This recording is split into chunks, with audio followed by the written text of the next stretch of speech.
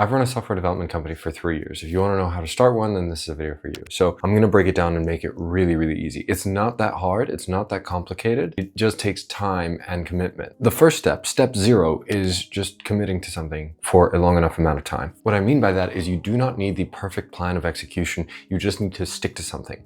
If I tell you, go work out and eat a relatively healthy diet for an entire year, work out 3 times per week, you'll probably get in better shape if you didn't work out before. And most people try and, make the most optimized workout and the right sets and reps and exercises, but it doesn't matter that much if you just go to the gym for 3 times a week for an entire year.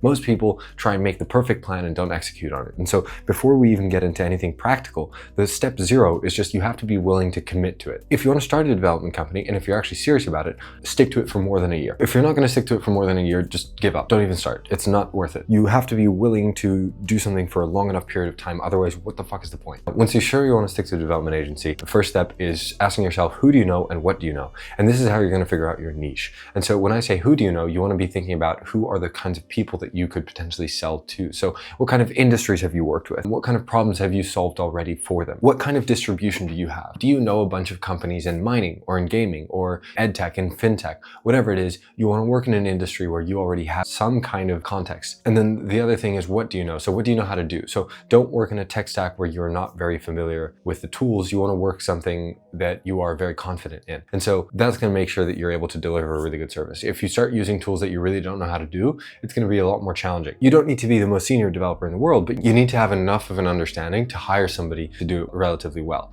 and to be able to vet. Those are the baseline requirements. You want to think about who are the people that you know who you could sell to, and what kind of industry do you want to get into, and what are the services that you want to offer. The second step from there is going to be start building relationships with the people you want to sell to. Now, I'm saying build relationships specifically because that is the kind of lead generation you want to do at the start. And let me explain why. There's 4 main lead generation methods, and that's one-to-one cold, one-to-one warm outreach, one-to-many cold outreach, which is paid ads, and one-to-many warm outreach, which is organic content, right? And this is the stuff that Hormozi talks about. But the reason that I say one-to-one warm outreach is the best to start with is because firstly, it is the cheapest form of attention. It is using relationships that you already have. You pay 0 to get their attention into your company. So it's the most underpriced form of attention, which is what you want to focus on as a small business. But also, crucially, because it gives you feedback on any offer that you give them. You can go to them and say, if you have a relationship with somebody, and so a relationship is some level of friendship or personal relationship, I can go to you and say, hey, listen, I'm offering this thing and I want to charge 15K for it. Would you buy it? Would you not? Yes, no, why? Can you explain to me as a potential customer, does this not solve your problem? Am I doing something wrong here? Or what is the thing that you're missing? And people want to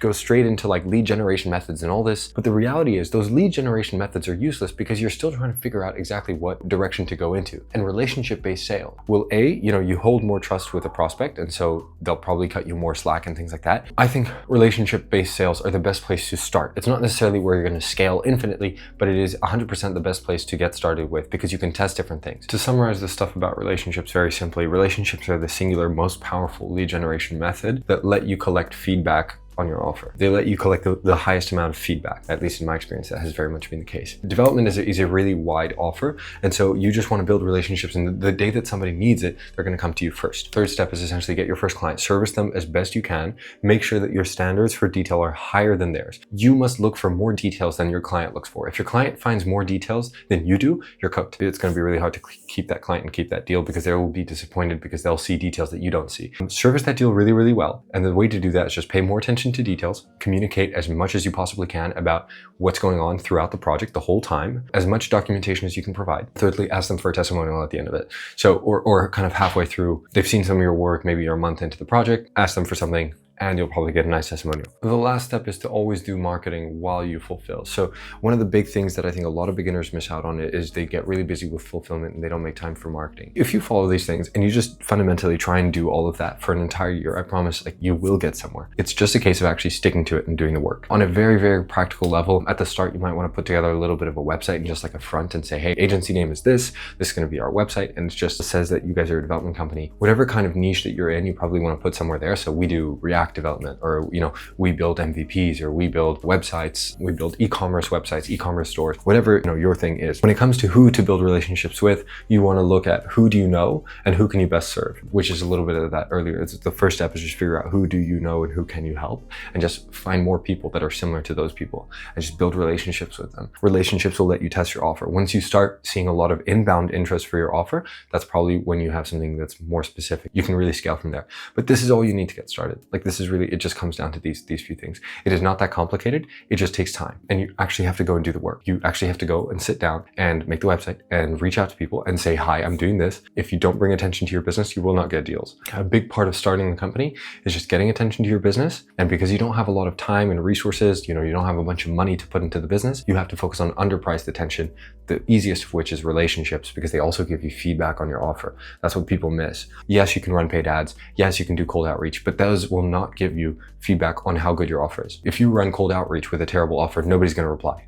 And you don't understand, you have no idea why nobody's replying. Whether it's, because it's too expensive, it's, obviously it's some way it's useless, but you don't understand what their real problem is. And that's what relationships let you discover. It's you just talk to them over time. And when I say relationships, that does not mean connecting with somebody on LinkedIn and immediately asking them, hey, what's your problem? It's building a relationship over time, having conversations, open conversations, trying to be useful to them. That's what it means. Anyway, that was a little bit of a rant. Feel free to comment any questions if you have any, and I'll try and answer them.